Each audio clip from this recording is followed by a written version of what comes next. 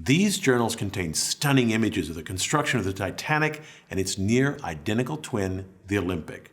I found these journals at the University of Illinois Library. The journals, written between 1909 and 1911, take me back to a time before the Titanic sunk. They give me a new perspective and let me appreciate the enormity of the scale of the engineering of the Olympic-class ships. So, let me share with you some fascinating details about the Titanic and its twins, the Olympic and Britannic. The story starts here in the Harland and Wolff shipyard in Belfast, Ireland. This large framework, called a gantry, surrounds the ships as they are built. It supports the overhead cranes and scaffolding used by workers as they construct the Olympic and the Titanic.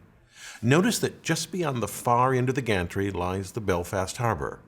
Workers will build the Olympic here on the right, and then 9 months later, before the Olympic is finished, they will start on the left the Titanic.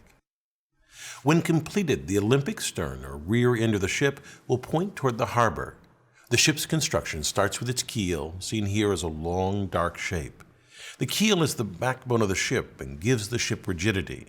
If we look at the keel from the land side, we see the keel blocks that support it.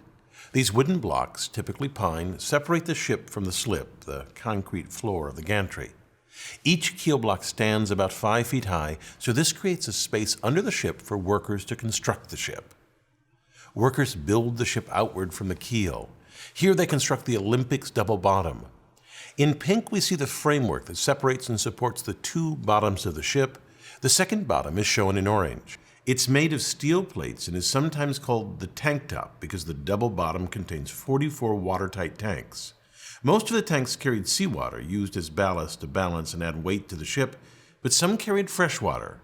In total, the double bottom carried over 5,000 tons of water, or about 1.5 million gallons. Once they finish the double bottom, workers erect the framing for the hull. From this view, we see the framing for the stern of the ship. It's what a worker would see standing on the tank top from the fore and looking toward the aft of the ship. That's where the harbor is. Looking closer, we see the rib-like structure and the start of the transverse frame of the ship. Workers rivet to this frame the hull, which will form the skin. So far, we've watched the Olympic's construction. In the gantry, that ship sits here in the background. In the foreground lies the keel of its twin, the Titanic. Its construction began 9 months after the Olympic. We see here, attached to the keel, the framework of the Titanic's double bottom. Notice this large, claw-like mechanism lying on the ground, and these three hung from the cranes. These are hydraulic riveters, which workers used to install most of the 3 million rivets on the Titanic. Here we see the almost complete hulls of both the Olympic and Titanic. Work inside the Olympic progresses rapidly. The staterooms are being erected, and plumbing is being fitted throughout the ship. To prepare for the Olympic's launch, workers paint the ship a light gray so it will stand out in black and white photographs, although they repainted the ship black soon after its launch so that it matched previous White Star liners. To ease the slide into the water, the slip was greased with 23 tons of tallow, oil, and soap. And then the order to release the ship was given, the hydraulic triggers were released, and the ship slid into the harbor, reaching a speed of 12.5 knots. Notice that the ship is launched backwards. There are many reasons for this, but among them is at the stern. The rear is wider than the bow, so it is more buoyant. In a mere 62 seconds after launch, the Olympic was afloat. The moment the ship hit the water is its official launch date, although it was mostly empty. Here it weighs only about 27,000 tons and so rides high in the water. The draft, the vertical distance between the bottom of the ship and the surface of the water, is only 18 feet. After it is completely fitted, it will weigh nearly twice that, 52,000 tons. With that additional weight, the Olympic will drop until the water reaches the border painted on the hull, a draft of about 34 feet. The Olympic cannot move by itself, and so a tugboat tows it to the fitting-out quay where a gigantic crane loads the ship. Here the crane lifts aboard a cylindrical boiler. The final fitting, including attaching the propellers, is done in dry dock. And then, once everything is in place, the Olympic is ready for the sea. 7 months after this launch, the Titanic was launched. I have from this journal a few photos of that event, but keep in mind the Olympic got the big press because it was first. The Titanic only becomes of more interest in retrospect. This photograph shows the twins, the Olympic and Titanic. Although built side by side, this was the last time they were photographed together. Less than a year after the launch of these two giant ships, one suffered a collision that ripped a gaping hole in its side. That ship was, of course, the Olympic. In September of 1911, the Olympic departed the port of Southampton, England, sailing toward the Isle of Wight. The Olympic turned into the Solent Strait and passed a British warship, the HMS Hawke. The Hawke's commander was surprised by the Olympic's wide turn, but he managed to take a safe position behind and to the right of the Olympic. The Hawke then increased its speed to pass the Olympic, but the Olympic's wake sucked the Hawke inward rapidly. The Hawke tore a large hole in the Olympic, and below its waterline, the damage was even greater. The bow of the Hawke was completely smashed in. The Olympic limped back to Southampton, where the holes were temporarily patched with wood before returning to its home dock in Belfast for repairs. The Olympic's sibling also suffered a traumatic blow that caused it to tragically sink. I'm of course talking about the Britannic. The Britannic was the same size and very similar to the Olympic and Titanic. Although intended to be a passenger liner, the ship was drafted into military service in World War I as a hospital ship. While in the Mediterranean, it hit a mine or was struck by a torpedo and sank in less than an hour. Despite these accidents, the Olympic-class ships were great feats of design and workmanship. Just consider the propulsion system of the Titanic. The ship had two sets of reciprocating engines. These engines were fueled by coal, which was stored along the bottom of the ship. Exhaust gases from the boiler discharged through these smokestacks, which are frequently called funnels. Now, they don't look like funnels until you look at them the right way. They're upside-down funnels. This cross-section of the Olympic shows the boilers sitting atop the double bottom.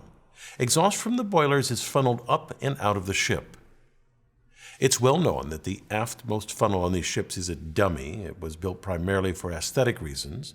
Although it did not service the boilers, it was used as a ventilation and extraction shaft for the engine and turbine rooms.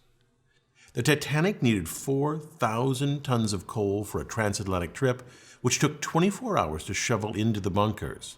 Here, in this photo of the SS Minnehaha, coal is being loaded into coal ports on the side of the hull. Loading coal into the Titanic worked much the same way. This loading left streaks of coal dust on the hull, and so nearly all ocean liners at the time were painted black to help hide these traces of coal. After the advent of oil-fueled ships, lighter colors became more popular. As the Titanic crossed the Atlantic, 650 tons of coal per day was shoveled into cylindrical boilers where it was burned to produce steam. These boilers were nearly 16 feet in diameter. This picture shows a single boiler. Notice the two workers beside it. The steam was piped to these reciprocating engines. The engines, when viewed from the front of the ship, look like this. The orange is the piston rod, and inside the cylindrical casing is the piston. This worker peering out of this casing gives a sense of the engine's size. Excess steam from these engines was used to drive a turbine engine. This shows the turbine under construction and without its outer casing. Note the workers at the top. This is huge. If you look closely, you can see that the turbine is made of hundreds of individual blades. A shaft transfers power from the engines to the propellers. The ones on the left and the right were powered by the reciprocating engines, and each propeller weighed 38 tons, while the central propeller was powered by the turbine engine. It was cast as a single piece of manganese bronze and weighed 22 tons. The outer propellers were used for tight navigation of harbors, while the central propeller was used only in open seas. Also, unlike the others, the central propeller could not be driven in reverse, only forward. Even with this powerful propulsion system, the Olympic-class ships were not the fastest at the time, which was intentional. The White Star Line decided to focus on comfort and luxury over speed. It's clear that the lavishly decorated rooms on the Olympic and Titanic certainly made the passage more enjoyable, but there were some hidden design choices that made these ships the pinnacle of comfort for all classes of service.